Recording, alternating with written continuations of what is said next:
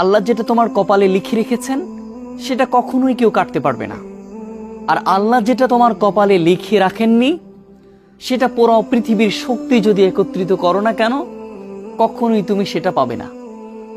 সেজন্য সর্ব অবস্থায় আল্লাহর উপর বিশ্বাস স্থাপন করতে হবে যে আল্লাহ যেটা দিবেন সেটার জন্য আলহামদুলিল্লাহ, আল্লাহ যেটা দিবেন না সেটার জন্য আলহামদুলিল্লাহ। এই একমাত্র আলহামদুলিল্লাহর মধ্যে যারা অবস্থান করতে পারবে এদের লাইফ সবসময় শান্তি এবং সুখময় হবে। আর অন্যথায় কখনোই কেউ সুখী হতে পারবে না। কারণ আল্লাহ বলেছেন যে তোমাদের তাকদীর, তোমাদের ভাগ্যে আমি লিখে রেখেছি জন্মের 50,000 বছর পূর্বে তুমি কি করবে, তোমার কি খাবে, তোমার কতটুকু হায়াত আছে, সবকিছুই অবশ্যই আমি লিখে রেখেছি।